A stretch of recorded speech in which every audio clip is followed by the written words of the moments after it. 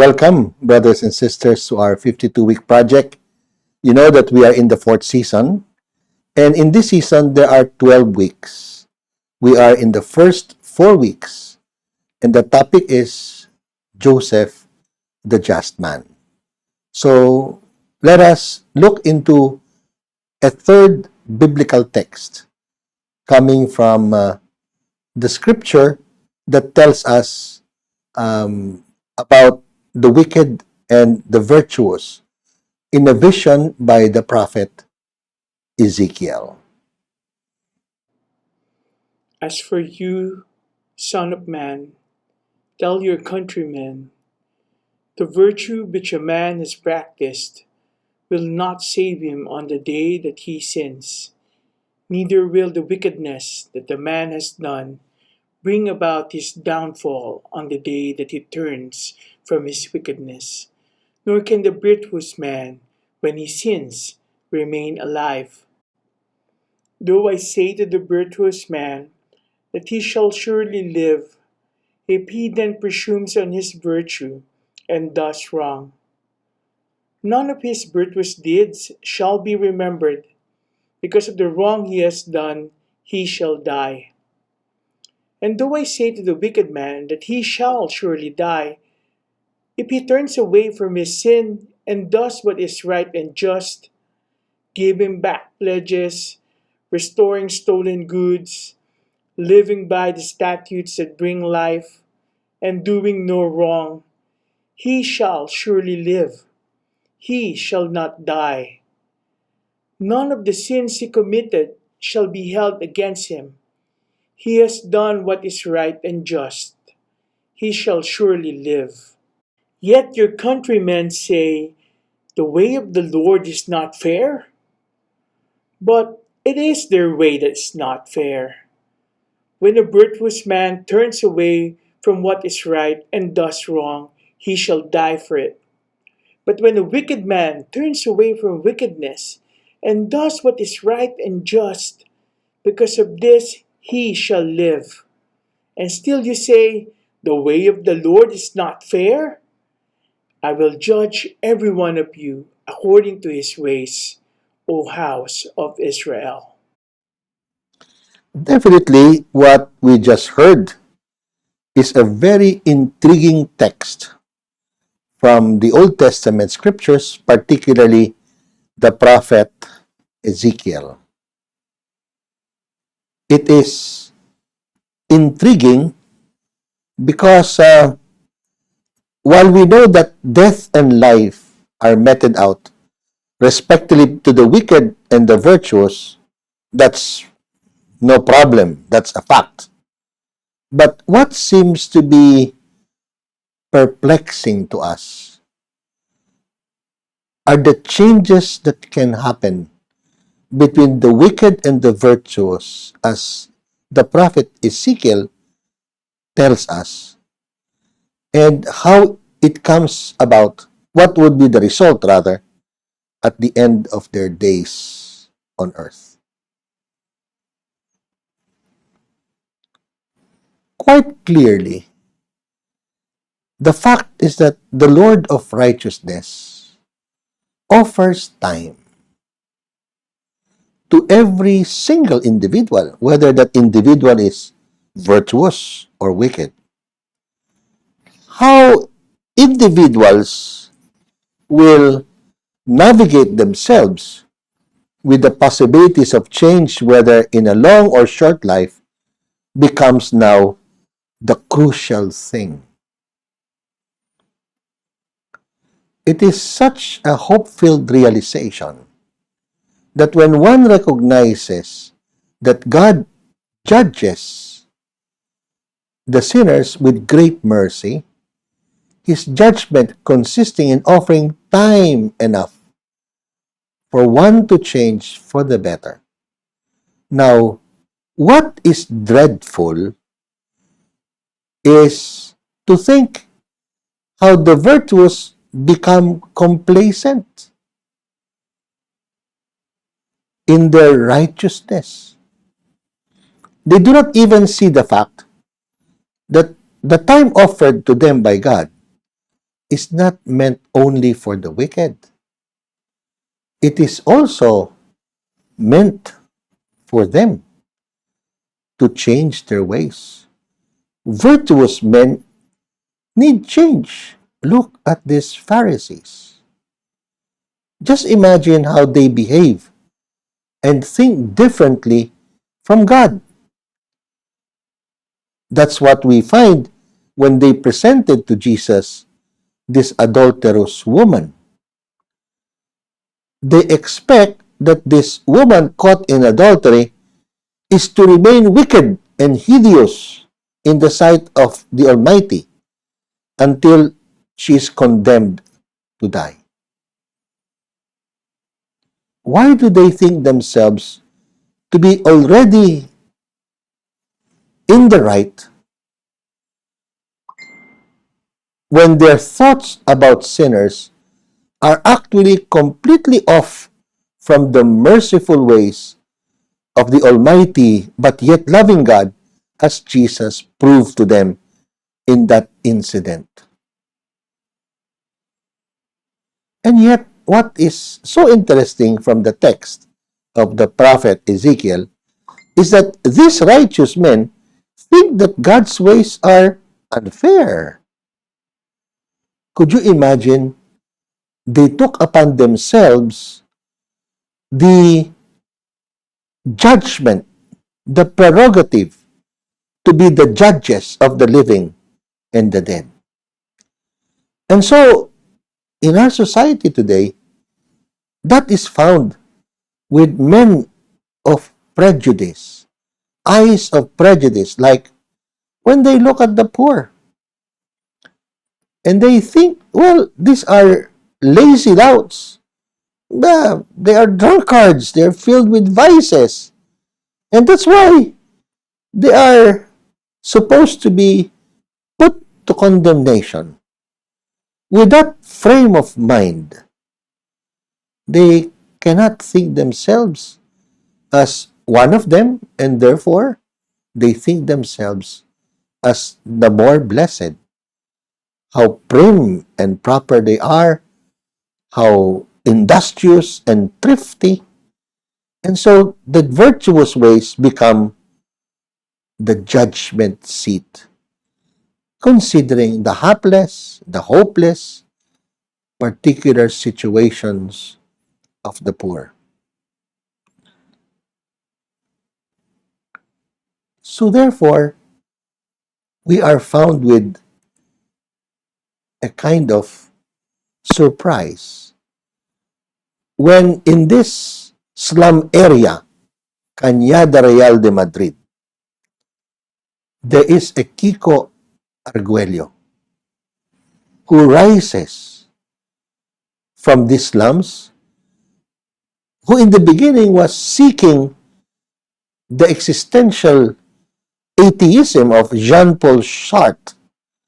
But when he experienced its futility, because it really is absurd, he found meaning in the light of Easter. And so he offers us how he looked at the suffering of the innocent, like this picture of the Auschwitz concentration camp in Poland, and how he dedicated himself to preach the good news, to make a new form of evangelizing in the midst of the poor.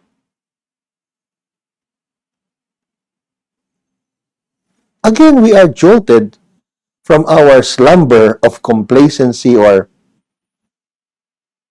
non-involvement in life when we consider the story of Nelson Mandela vis-a-vis the apartheid situation in South Africa.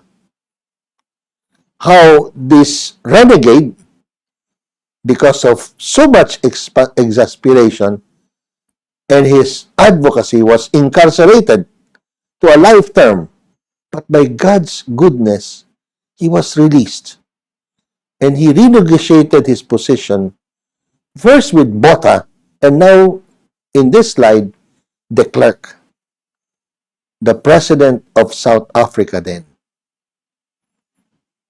It is in this dialogue between this Botha, a white man, and Nelson Mandela, representing the blacks, that both of them, in making peace, took away this, we could call it, stigma of modern times that they call in South Africa, where there is a strict division between blacks and whites, and from apartheid, the blacks win a full democracy. And de Klerk and Nelson Mandela received the Nobel Peace Prize Award of that time.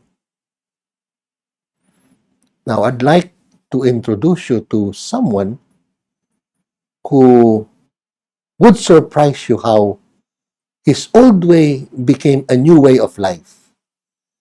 How, even as a young man, he felt that a situation would not be changed, but finding an experience of the risen Christ, he changed for the better. Let us listen to his story. Ako nga pala si JP, taga-Italy, isa sa mga nagrasyahan ng Diyos na piliin yung kalooban niya para sa akin. Naalala ko pa nung bata ako, buo yung family ko, pero hindi ko agad napansin na sa likod pala ng tingin kong masayang pamilya, meron na palang hindi pagkakaintindihan yung mga magulang ko. Siyempre, bilang bata, hindi ko naiintindihan lahat. Hindi na kami gaya ng dati. Hanggang sa nag-abroad yung mama ko, and yung father ko naman sa Maynila siya nagtatrabaho. Naiwan ako dun sa lola ko sa Batangas. Madalas akong nadadalaw ng father ko, and doon mas nahulog yung loob ko sa father ko, mas napamahal ako sa kanya. Pero ramdam ko talaga sa sarili ko na may kulang, and gusto ko talaga yung buo yung family. Pinilit kumpunan yung kulang na yun sa pagbabarkada, tropa, mga kaibigan. Ginagawa ko rin kung ano yung mga ginagawa nila. And yun yung parang nagpapasaya sa amin eh. Yung pag nakiinuman kami, tumatambay kami, nagkukwentuhan kami. And doon sa pagkukwentuhan na yun, minsan hindi naiiwasan usapan, lalo na sa sex. Ako mismo, na-curious ako, ano bang feeling nun? Ano bang nabibigay nun? Bakit ang saya-saya nila? So, parang naisip ko, siguro ito rin yung makakapagpasaya sa akin. Sakto naman na may kababata ako. Alam ko nagkakagusto sa akin eh. Ginamit ko yung opportunity na yun para makuha yung loob niya. And naging kami. Naramdaman ko yung pagmamahal. Pero nagkamali kami ng definition ng pagmamahal eh. Dumating kami sa point na ginagawa namin yung mga bagay na hindi dapat namin gawin. Isa na dun yung sex. Paulit-ulit. And nabuntis ko yung babae. Sa takot ko at wala sa plano, binalak namin ipalaglag yung bata. Siyempre, nung time na yun, hindi pa ako ready na maging isang ama. At dahil active yung pamilya namin sa simbahan, ayokong masira yung reputasyon namin.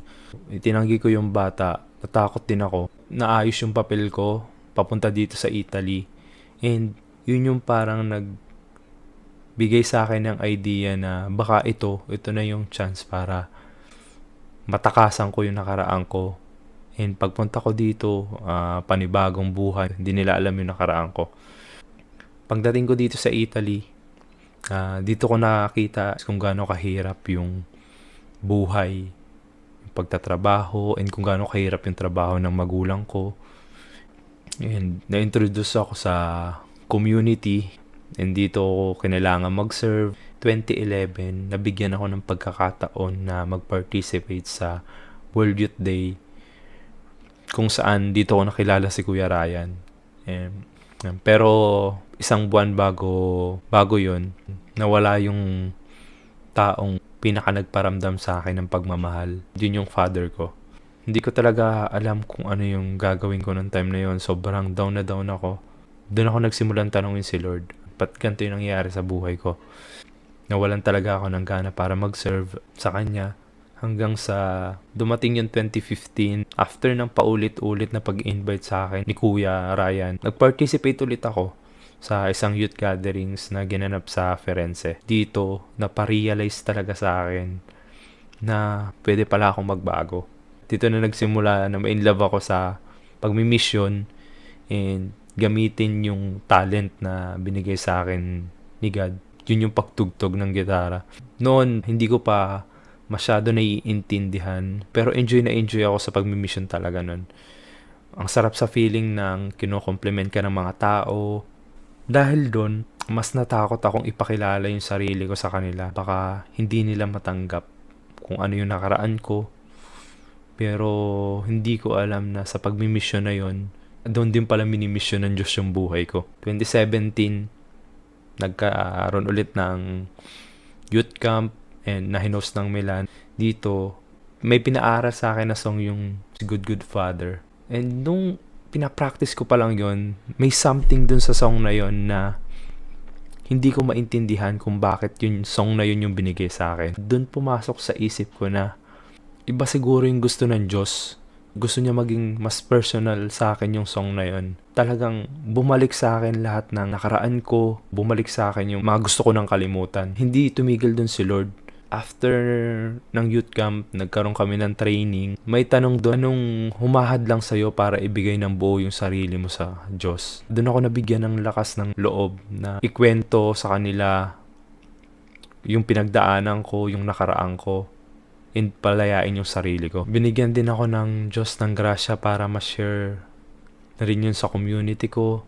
Doon mas tinanggap nila ako dahil sa pagiging totoo, mas napalapit ako sa pamilya ko at mas sinuportahan nila ako sa pagmisyon at sa desisyon ko na tanggapin ko yung nakaraan ko.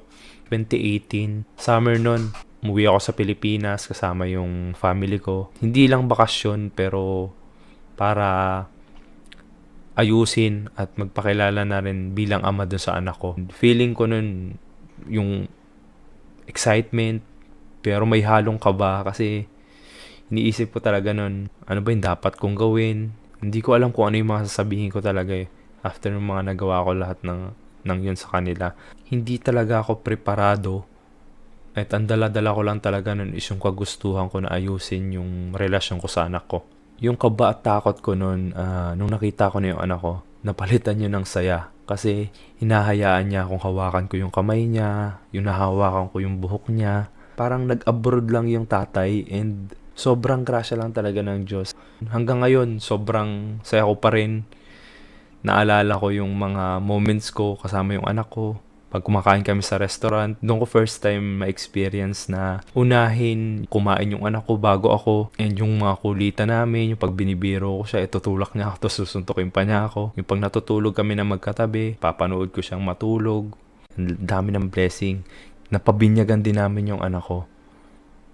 Nagkaroon ako ng chance na makasama dun sa unang sakramentong pwedeng tanggapin ng anak ko eh. Nandun lahat, suportado yung buong pamilya ko. Ngayon nga na malayo ako sa kanya ulit, nahihirapan ako na iparamdam sa kanya yung pagmamahal na gusto kong ibigay. Hindi ko din alam kung paano ba maging isa talagang tunay na tatay. Pero sobrang grateful talaga ako kasi nabigyan niya ako ng pagkakataon na magbago. Na daming pagsubok, lalo na sa pagiging ama. At nandito ako ngayon, nagsusumikap na mas maging mabuti at mas maging maayos na ama sa anak ko kay Ethan. Mas lalo akong lumalapit kay Lord ngayon. Alam ko, siya mismo, isa siyang mabuting ama. Naging mabuti siyang ama para sa akin. Ako, gusto ko din maging good father sa anak ko, kay Ethan.